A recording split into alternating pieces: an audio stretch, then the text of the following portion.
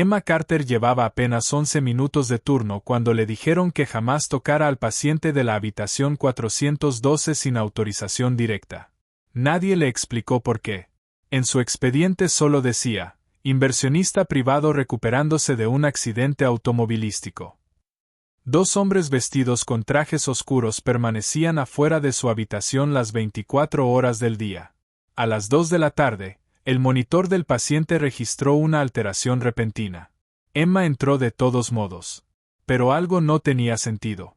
El pulso del hombre no coincidía con los números registrados en el expediente. Su respiración tampoco. Cuando Emma levantó cuidadosamente la bata para revisar el vendaje que cubría uno de sus costados, se quedó completamente inmóvil. Aquello no era una herida provocada por un accidente automovilístico. El hombre que vigilaba afuera de la habitación vio cómo la mano de Emma se detenía.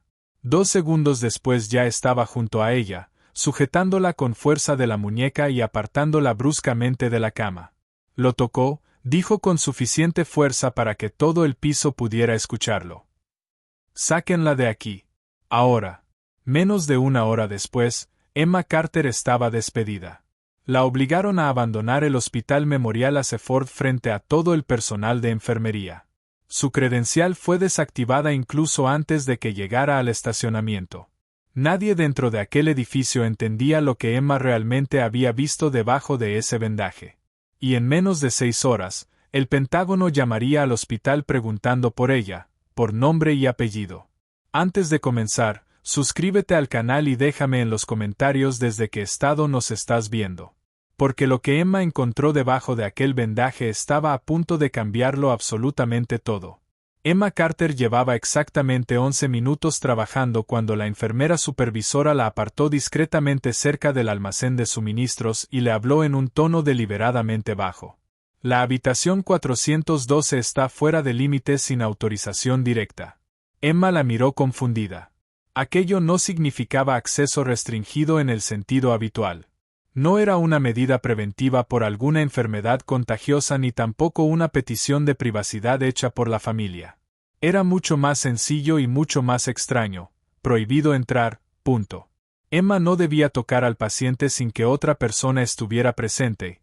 Antes de hacer cualquier cosa con él, necesitaba autorización. ¿Por qué?, preguntó Emma. La supervisora se llamaba Dolores. Llevaba 11 años trabajando en aquel piso y, hasta donde Emma recordaba, jamás había visto que algo lograra ponerla realmente nerviosa. Pero aquella vez fue diferente. Dolores dirigió una rápida mirada hacia el final del pasillo, hacia la habitación 412, y después volvió a mirar a Emma. La orden viene directamente de administración, respondió. Yo tampoco tengo los detalles.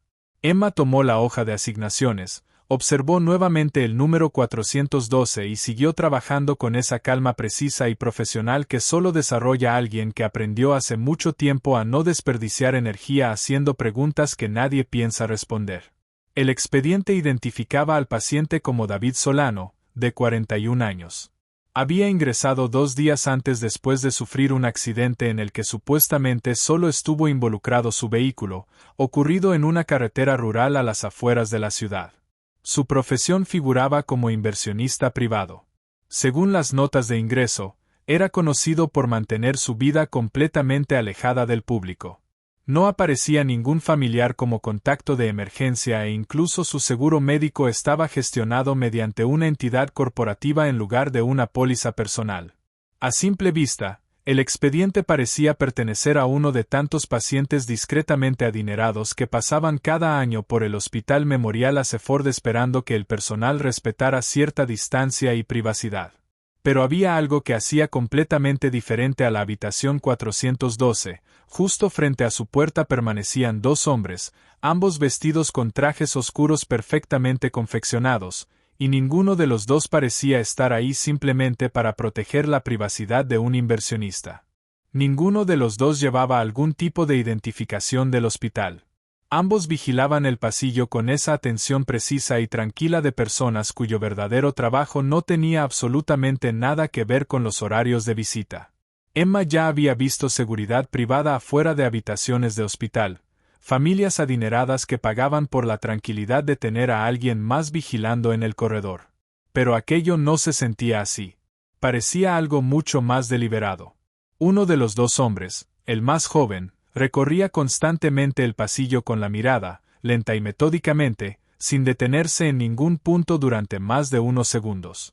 Era la vigilancia calculada y entrenada de alguien acostumbrado a analizar exactamente ese tipo de entorno, no simplemente a permanecer en él. La identificación colocada donde normalmente estaría una credencial del hospital decía únicamente Sloan. Sin nombre de pila. Sin departamento.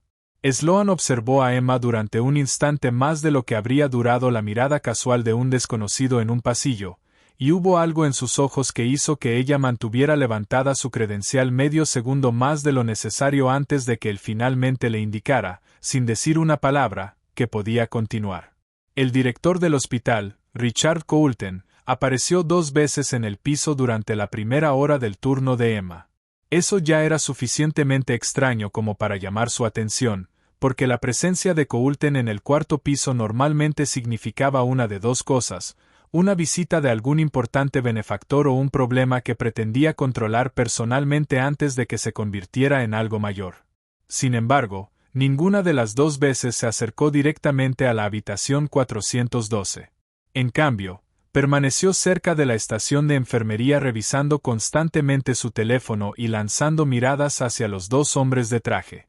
Había una ansiedad evidente en su comportamiento, la clase de nerviosismo de alguien que sabía que estaba alojando algo que no controlaba por completo y que, aún así, necesitaba desesperadamente que todo saliera bien. Emma registró aquellos detalles de la misma manera en que registraba casi todo sin siquiera proponérselo. Los guardó mentalmente. Ninguno parecía especialmente importante por sí solo, pero poco a poco estaban formando una imagen que todavía no le había pedido ser interpretada. Los signos vitales de David Solano, mostrados en el monitor sobre su cama y repetidos en el expediente que Emma había revisado 2 veces aquella mañana, contaban la historia de un hombre que se recuperaba de manera constante y sin complicaciones después de un accidente moderado. Ritmo cardíaco estable.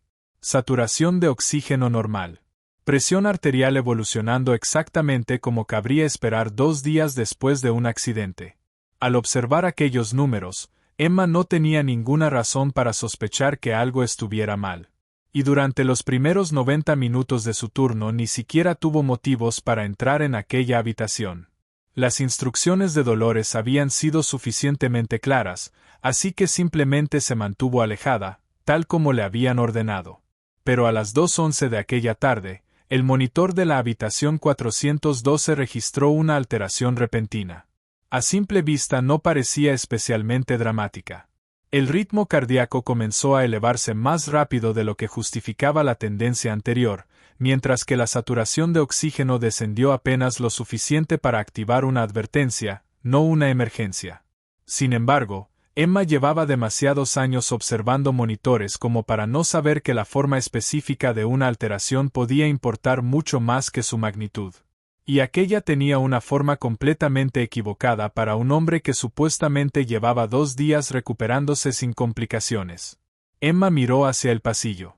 Sloan mantenía una conversación en voz baja con el segundo hombre cerca del elevador. Ambos estaban ligeramente de espaldas a la puerta. Dolores se encontraba 2 habitaciones más adelante administrando medicamentos y no terminaría pronto. Emma tomó la decisión en menos de 3 segundos, el mismo tipo de decisión que había tomado miles de veces en situaciones donde esperar autorización podía costar mucho más que actuar sin ella. Empujó la puerta y entró sola en la habitación 412. David Solano estaba despierto, o al menos muy cerca de estarlo. Sus ojos siguieron inmediatamente la entrada de Emma con un nivel de alerta que no coincidía con la mirada vidriosa y apagada habitual de muchos pacientes 2 días después de un accidente. Su respiración era superficial y ligeramente trabajosa, de una manera que los números registrados en su expediente no reflejaban por completo. Su piel tenía una palidez extraña que le indicó a Emma, incluso antes de tocarlo, que debajo de la apariencia de aquella supuesta recuperación había algo considerablemente peor de lo que figuraba en el expediente.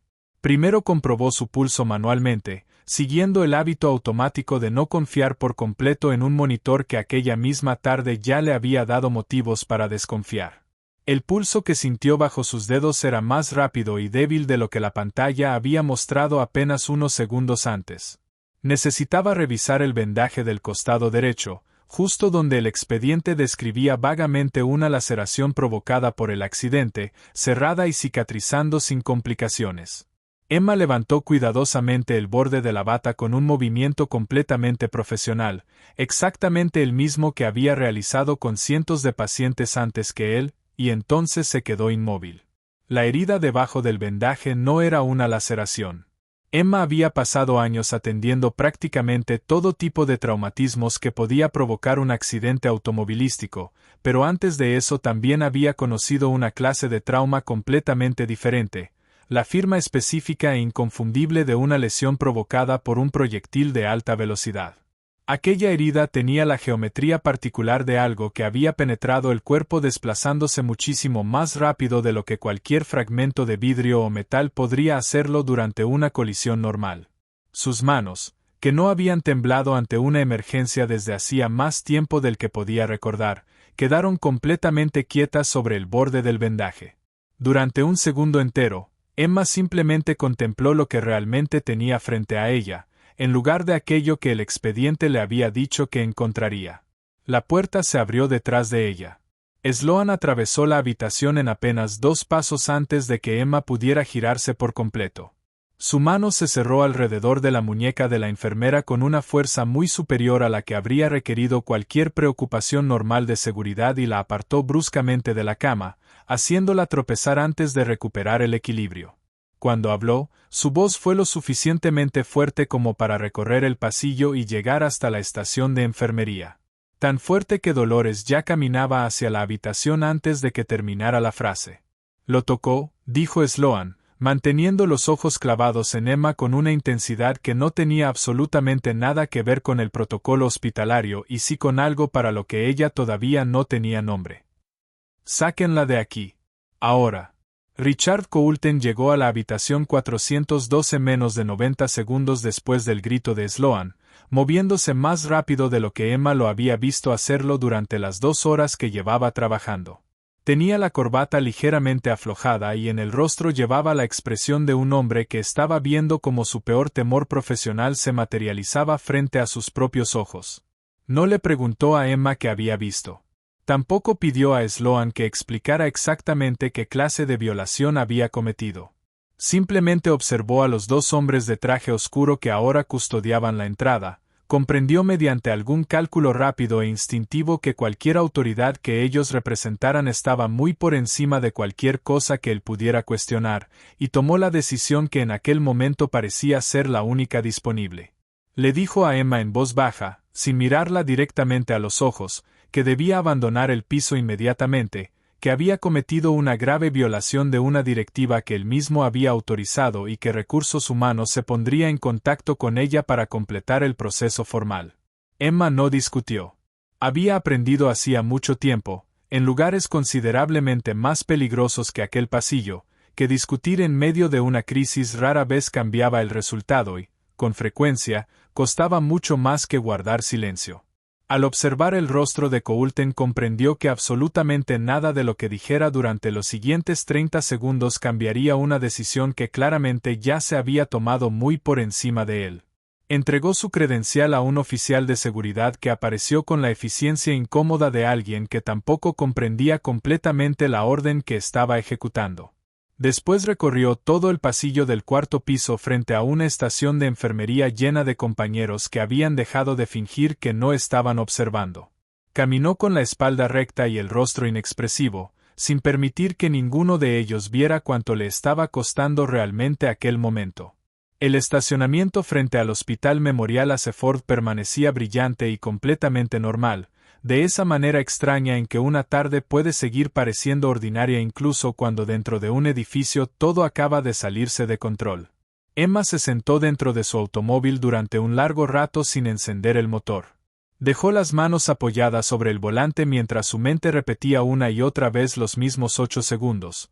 El vendaje, la herida y aquella geometría que no tenía absolutamente nada que ver con ningún accidente automovilístico que hubiera atendido. En toda su carrera como civil había visto heridas como aquella exactamente una vez. Pero antes de esa vida las había visto otras 2 veces, durante una existencia completamente diferente, una que llevaba los últimos 7 años intentando, sin demasiado éxito, mantener encerrada en un compartimento separado de la mujer que era ahora. Y dime algo, si alguna vez seguiste una orden que en el fondo sabías que estaba mal y después cargaste durante años con las consecuencias de lo que ocurrió, escribe "nunca juzgues" en los comentarios. Porque lo que Emma Carter estaba a punto de recordar, sentada completamente sola en el estacionamiento del hospital con una credencial desactivada dentro del bolsillo, era exactamente la razón por la que sus manos se habían quedado inmóviles en aquella habitación.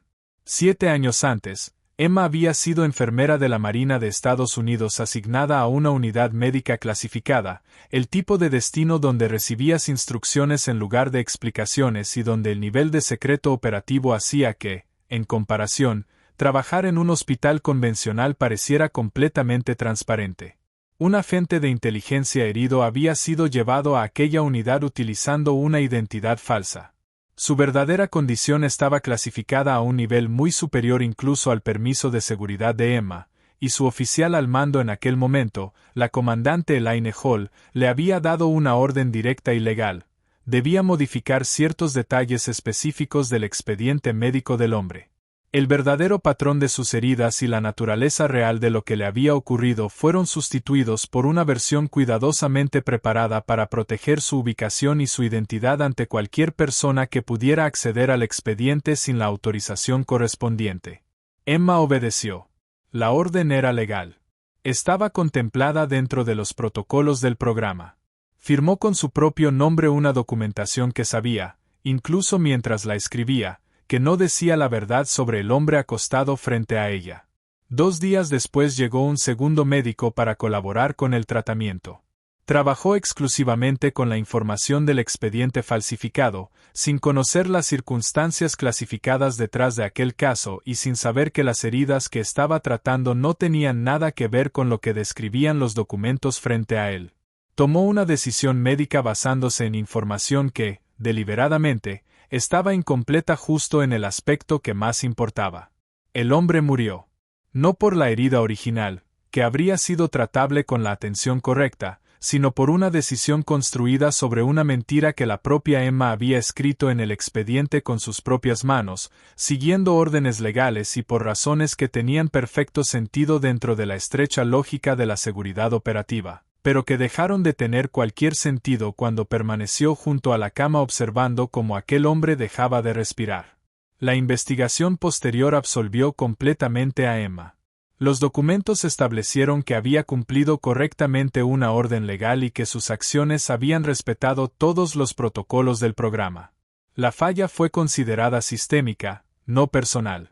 El verdadero problema estaba escondido en la estructura de un programa que obligaba a profesionales médicos a elegir entre la verdad y la seguridad, y después llamaba política al silencio resultante en lugar de reconocerlo como una herida. Emma leyó las conclusiones 2 veces. Entendió cada palabra. Pero descubrió que haber sido oficialmente declarada libre de responsabilidad no cambiaba prácticamente nada respecto al peso permanente de haber escrito una mentira en un expediente y haber visto lo que finalmente costó. Permaneció otro año en la Marina.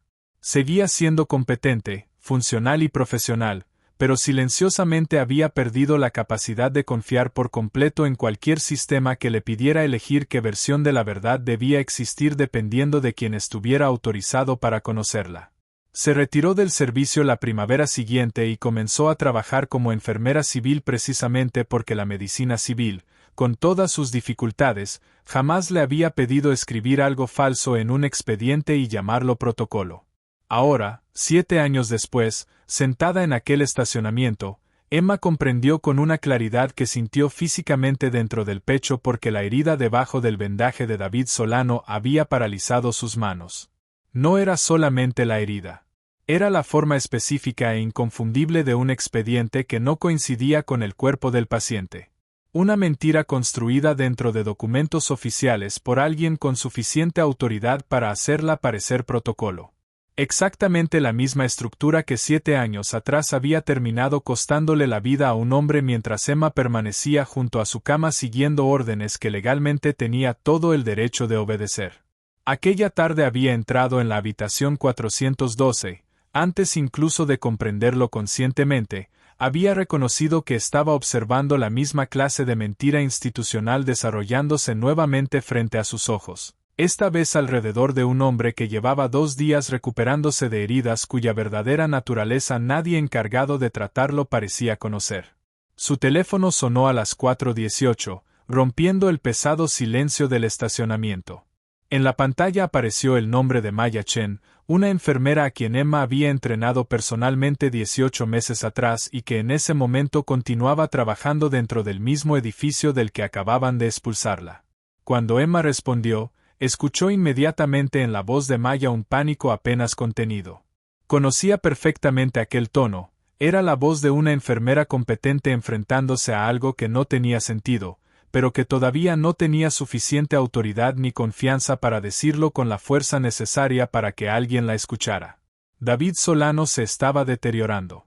Sus signos vitales estaban cayendo rápidamente, mucho más rápido de lo que cualquier información de su expediente permitía explicar. Y el médico responsable del piso estaba trabajando exclusivamente con un historial que aseguraba que David estaba estable, ajustando el tratamiento según números que Maya, parada junto a la cama y observando al paciente con sus propios ojos, no creía ni por un segundo. Maya ni siquiera sabía exactamente qué estaba pidiéndole a Emma. She used no with the same instinct that had made her an nurse worth training in the first place, that something in that room was wrong, in a way the chart wasn't accounting for, and that Emma was the only person she trusted enough to call. Emma sat with the phone against her ear for a long moment, looking through her windshield at the front doors of a Ford Memorial, back there in her pocket, employment terminated less than 2 hours earlier. Then she started the engine and instead of pulling out toward the exit and the rest of her afternoon, she turned the car back toward the buildings she'd used been fired from. Emma didn't go in through the front doors where a badge scanner would have confirmed within seconds that her credentials had been deactivated and were security, still visibly rattled from the scene 2 hours earlier, would have stopped her before she reached the elevator. She went in through the ambulance bay instead. The specific and unguarded entrance that emergency staff used a dozen times as if without anyone questioning it. And she moved through the corridor toward the elevator bank with the calm and unhurried posture of someone who belonged exactly where she was because she had learned a long time ago that hesitation drew considerably more attention than confidence did. Nobody stopped her. Nobody looked twice. She was technically trespassing in a building that had fired her 112 minutes earlier. And she understood exactly what that meant and had decided somewhere between the parking lot and the ambulance bay doors that it didn't matter. Maya was waiting near the nurse's station on the 4th floor when Emma stepped off the elevator, her face carrying the specific and barely restrained relief of someone who had been holding a problem alone for longer than she had the standing to hold it. She filled Emma in fast. In the clipped and urgent shorthand to trained nurses use when time matters more than complete sentences. David Solano's oxygen saturation dropping steadily over the past 40 minutes. His heart rate climbing in a pattern that didn't match anything documented in his chart. The attending physician, a competent but overwhelmed man named Dr. Reeves, working from vitals that Maya had already begun to suspect weren't reflecting reality. She hadn't said so out loud to anyone yet. She hadn't had the confidence or the standing or frankly the proof. Emma had bought or was about to build them. She found Reeves at the bedside adjusting a medication order based on the monitor readings in front of him. And she didn't waste time explaining her employment status or asking permission to be there. She told him plainly the way she'd told difficult truths to difficult people for 15 years. That the chart in front of him did not match the guns she had personally examined 2 hours earlier, that the injury beneath that dressing was not consistent with a car accident by any measure, a trend I call miss, and that if a continued treating this patient based on numbers that had already been proven inaccurate on today, there was a real possibility he was about to make a decision that killed him. Reeves looked at her the way physicians sometimes look at nurses who speak with more certainty than their current employment status technically justified. And Emma understood the look and didn't have a time to be bothered by it. If you've ever had to fight to be believed by someone whose title or trinket you around in a moment where being wrong wasn't an option, drop never would he in the comments right now because what Emma Carter was about to demand from that room was going to matter considerably more than John's comfort with the chain of command. She asked Reeves for fresh imaging, not a review of the existing scans which had been taken 2 days ago and which she now had every reason to distrust completely, but new images current, unfiltered by whatever hands had touched the record since David Solano was admitted. Reeves hesitated, citing the delay, citing the fact that the existing chart showed stability, citing the specific institutional caution of a physician who had been trained to trust documentation over the urgent insistence of a nurse who technically no longer worked in this building. Maya spoke up then, backing Emma without being asked to, telling Reeves flatly that she'd been watching these patients' numbers drift around for the better part of an hour, and that something about the discrepancy had bothered her long before Emma walked back through the doors. It was Ma's voice, more than Emma's, that finally moved Reeves to order the imaging, because Emma was still technically an employee in good standing, and her doubt carried a weight in that room that Emma's no longer officially did. The new imaging came back 19 minutes later, and the moment the images populated on the screen beside the 2-day-old scans already in David Solano's file, the discrepancy was immediate and impossible to explain as clerical error. The original scans, time-stamped and dated, showed an injury pattern considerably less severe than what the fresh imaging now revealed. Internal bleeding that had clearly been building for far longer than 40 minutes, a wound trajectory that had been either misread or deliberately mischaracterized from the very first day of his admission. Reeves stood in front of the 2 sets of images for a long moment. His earlier hesitation, replaced by the specific and rapid recalculation of a physician, realizing that the chart had been trusting for 2 full days, had been wrong from the beginning, in a way that no ordinary clerical mistake could explain. Derek Sloan, standing in the hallway just outside the room, watched all of this unfold through the open door with an expression that had begun for the first time since Emma had met him hours earlier to lose its composure. He had spent 2 days carefully managing exactly this outcome, adjusting numbers in small and defensible increments, betting on the specific institutional trust that hospitals place in documentation over instinct. And they understood, watching Reeves stare at 2 irreconcilable sets of scans, that the careful architecture of the last 2 days was collapsing considerably faster than he had any contingency prepared for. His hand drifted toward his jacket in a small and unconscious gesture that Emma, glancing up at exactly the wrong moment, caught and filed away with the same instinct that had made her freeze over that dressing hours earlier. Agent Armon, the older of the 2 legitimate security men, had been standing near the nurse's station for most of this, monitoring the situation with the professional detachment of someone confident in his own team. And it was the specific and sudden tension in Sloan's posture that finally made him look at his colleague with something other than routine attention. He crossed toward him slowly, asking a quiet question Emma couldn't fully hear from where she stood. And Sloan's answer came too fast, too smooth. The specific overrehearsed quality of a man who had prepared a version of events for exactly this kind of question and was delivering it a bit too eagerly. Emma turned back to Reeves and Maya, focused entirely now on stabilizing a patient whose true condition had finally after 2 days been correctly identified. And the room around David Solano's bed shifted into the specific and organized urgency of a genuine medical crisis being properly managed for the first time since his admission. Reeves called for the surgical team. Maya prepped equipment with fast and steady hands.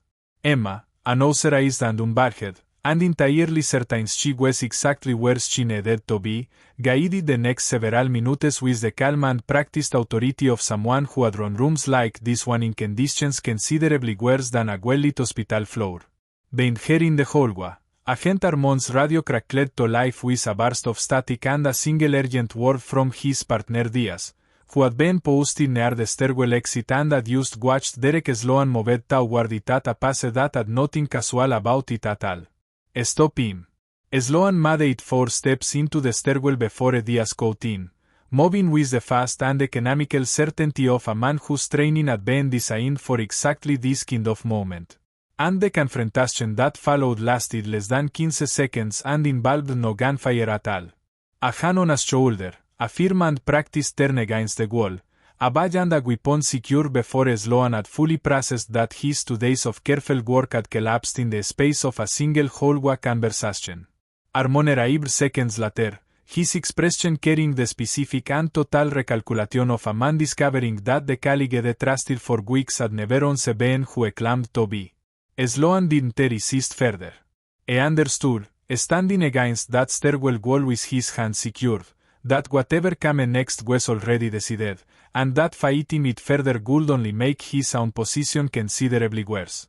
Word moved through a Ford Memorial's administrative offices with the specific speed that institutional crisis always seems to travel.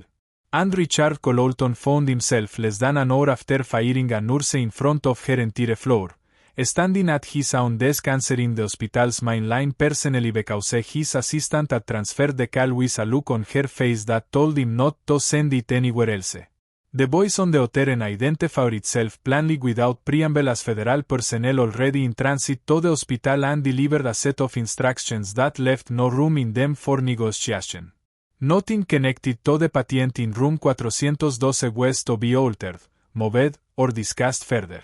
The termination paperwork processed earlier that afternoon for a nurse named MacArthur was to remain exactly as it stood, untouched, pending review. Colton set the phone down slowly, understanding with a clarity that arrived considerably later than it should have, that the crisis had been managing all afternoon was several sizes larger than anything had the authority to actually control. Rear Admiral Catherine Reyes arrived at Asford Memorial 2 hours later, stepping off a government vehicle in civilian clothes that did nothing to disguise the specific and unmistakable bearing of 30 years in uniform. And she moved through the hospital's front entrance with the calm and total authority of someone who had spent considerable time walking into rooms exactly like this one. She found Colton first, delivered a brief and entirely unambiguous summary of what his hospital had nearly allowed to happen, and then asked a single question that made the director go visibly pale. Where was the nurse the fire that afternoon? Emma was still on the 4th floor, sitting in a chair outside David Solano's room with Maya beside her. Both of them watching through the glass as the surgical team completed the work that had by every honest measure saved his life in the narrow window before it would have been too late. She looked up when Reyes approached and something in the older woman's face stopped her breath for a moment before either of them said anything at all. A face Emma hadn't seen in 7 years, a name she recognized instantly once Reyes introduced herself formally. La identidad específica e inconfundible de la oficial que había dirigido la investigación sobre aquella muerte que Emma había cargado consigo todos los días desde entonces. De pie en aquel pasillo, Reyes le reveló algo que nadie le había dicho directamente durante los 7 años en los que había soportado sola las consecuencias de aquella investigación. Había seguido de cerca el caso de Emma durante todos esos años. Nunca había dejado de pensar en la manera exacta en que todo había ocurrido. Tiempo atrás, había colocado discretamente una alerta permanente sobre el nombre de Emma dentro de los sistemas federales de personal.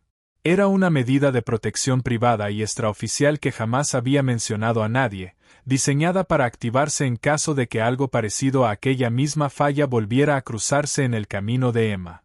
Cuando aquella tarde el nombre de Emma apareció en un reporte de incidente relacionado con un activo federal comprometido y un expediente hospitalario falsificado, la alerta se activó en cuestión de minutos. Reyes decidió subir personalmente a un avión en lugar de delegar la respuesta en otra persona, porque entendía mejor que casi cualquiera lo que aquel momento significaba para la mujer que ahora estaba frente a ella. Si alguna vez necesitaste que alguien finalmente dijera aquello que debió haberte dicho muchos años atrás, escribe "Nunca juzgues" en los comentarios. Porque lo que la contraalmirante Reyes le dijo a Emma a continuación era algo que necesitaba escuchar desde hacía mucho más tiempo del que alguna vez se había permitido admitir. Reyes le explicó claramente que las conclusiones de la investigación de 7 años atrás nunca habían sido incorrectas. Emma había obedecido correctamente una orden legal y la decisión de absolverla había sido acertada en todos los sentidos técnicos e institucionales relevantes. Pero había algo que nadie había tenido el valor de escribir con toda la responsabilidad de la institución detrás. La verdadera falla había sido la orden misma. Un programa que obligaba a sus profesionales médicos a elegir entre la verdad y la seguridad, y que después llamaba política al silencio resultante en lugar de reconocerlo como una herida, había construido algo defectuoso desde sus propios cimientos. Y Emma jamás había necesitado ser perdonada por haber cumplido las reglas de un sistema roto. Reyes le explicó que tenía la intención de reabrir formalmente aquel expediente de 7 años atrás, no para revertir una conclusión que siempre había sido correcta, sino para dejar finalmente por escrito y de manera permanente aquello que Emma había necesitado escuchar durante todos esos años y que nadie se había atrevido a decirle. David Solano salió estable de la cirugía y su condición mejoró constantemente durante los 2 días siguientes, ahora dentro de un ala privada considerablemente más segura de lo que alguna vez había sido la habitación 412. Al tercer día, pidió a través de Maya que la enfermera que había descubierto su verdadera herida fuera a visitarlo apropiadamente. Emma lo encontró sentado en la cama, todavía débil y todavía cauteloso, con esa actitud particular de un hombre cuya profesión dependía de confiar en muy pocas personas. Él le agradeció con la gratitud sencilla y directa de alguien que no estaba acostumbrado a necesitar agradecerle nada a nadie. Después le reveló algo que, según dijo, casi nunca pronunciaba fuera del pequeño círculo de personas autorizadas para conocerlo. Su verdadero nombre no era David. Era Alex. Le entregó aquella pequeña parte de sí mismo de la misma manera en que otras personas entregaban regalos mucho más grandes, porque para él aquello era probablemente el mayor gesto de confianza que todavía podía ofrecer. Coulton restituyó a Emma en su puesto la semana siguiente. Y esta vez lo hizo correctamente. Lo hizo públicamente, frente al mismo personal de enfermería que había observado cómo la sacaban del piso humillada.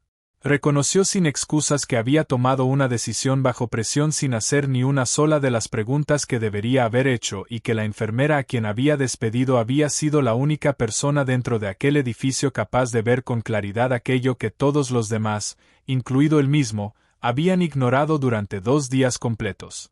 Emma aceptó su reincorporación sin convertir aquel momento en algo más grande de lo necesario, porque hacía mucho tiempo había aprendido que la reivindicación no necesita necesariamente una audiencia para tener verdadero significado.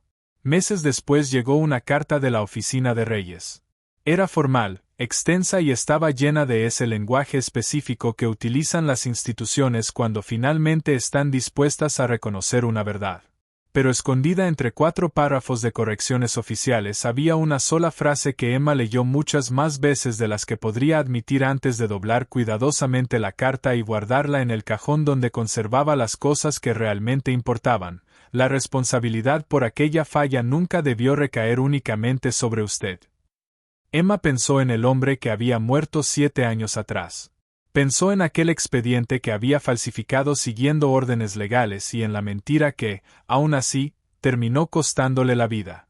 Después pensó en otro expediente, apenas 2 días de antigüedad e igualmente falso, que esta vez se había negado a creer, sin importar lo que su credencial dijera sobre su derecho a permanecer dentro de aquella habitación. Si esta historia te recordó que obedecer una orden y hacer lo correcto no siempre significan lo mismo, suscríbete y acompáñanos. Cada semana contamos una nueva historia sobre quienes finalmente decidieron confiar en lo que realmente estaban viendo.